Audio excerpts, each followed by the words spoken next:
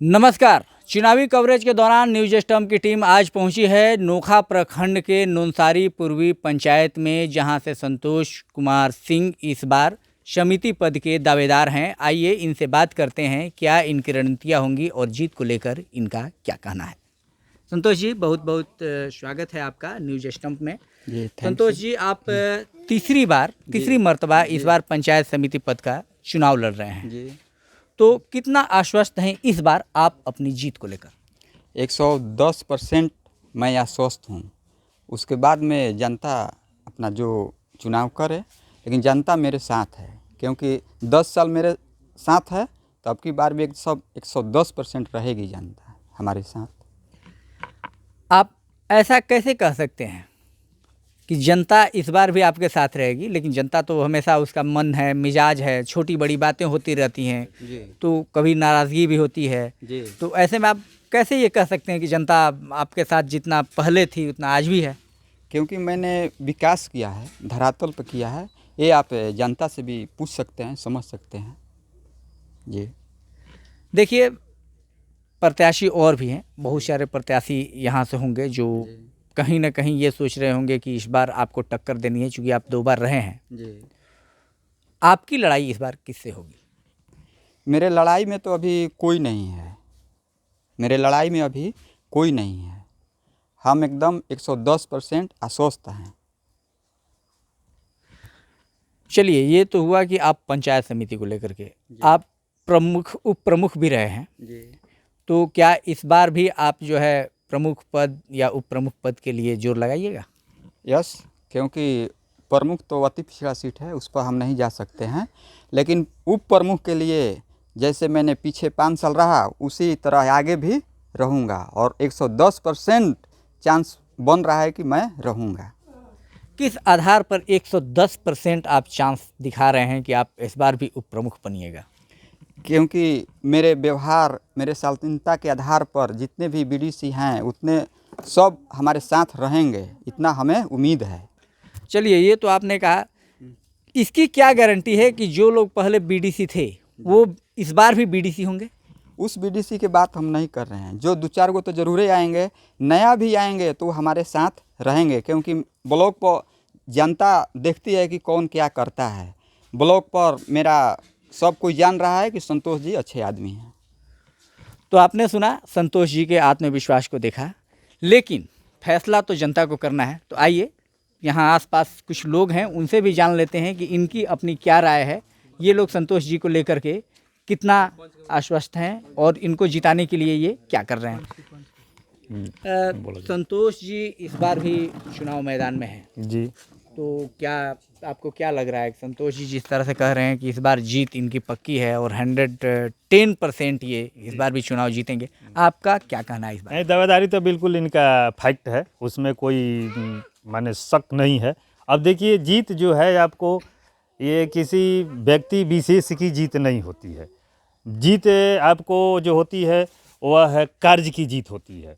तो इन्होंने कार्य जो है अपने बीच में, लोगों के बीच में रह कर के किया है।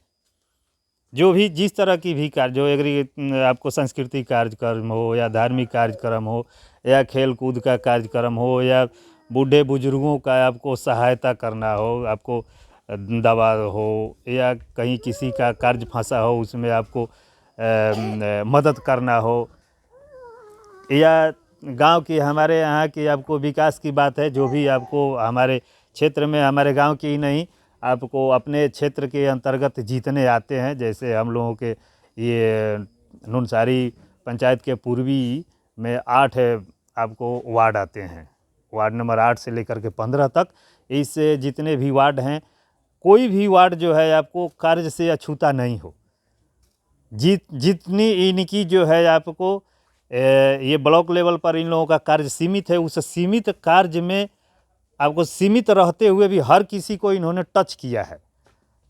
1% हो या आपको 10% हो या 20% हो या 5% हो, जैसे जिसको सेवा करने का मौका मिला उससे आपको तरह से इन्होंने सेवा किया है। इसलिए हम लोग पूरे आश्वस्त हैं कि लोगों की सेवा के आधार पर, लोगों के बीच में रह कर के कार्य के आधार पर ये जीत की जो है हम लोग ये बिल्कुल आश्वस्त हैं कि हम लोग जो है जीत रहे हैं। और उप प्रमुख की जहाँ तक बात है तो आज के डेट में अगर आप ये नोखा प्रखंड ब्लॉक पर आप जा कर के आप सर्वे कर सकते हैं तो आज के डेट में ये उप प्रमुख नहीं, आपको प्रमुख के नाम से लोगों को ये मिलेगा सुनने को कि नहीं वो उप प्रमुख नहीं, उप प्रमुख होकर के प्रमुख का कार्य करते हैं। ऐसी मतलब कि ये बहुत बड़ी अपनी बात मानना है, ये बहुत बड़ी बात है कि जी। लोग इतना। चलिए, और आप भी किसी पद पर हैं क्या? जी, पंच सदस्य 5 साल रह चुके हैं। अच्छा अच्छा। फिर अभी वर्तमान में वार्ड सदस्य के लिए नामांकन किए हैं। अच्छा।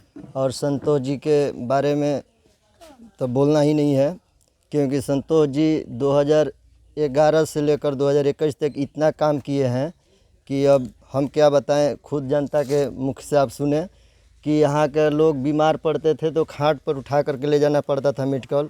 आज 4 व्हीलर क्या 6 व्हीलर आ जाती है गाड़ी यहाँ पर।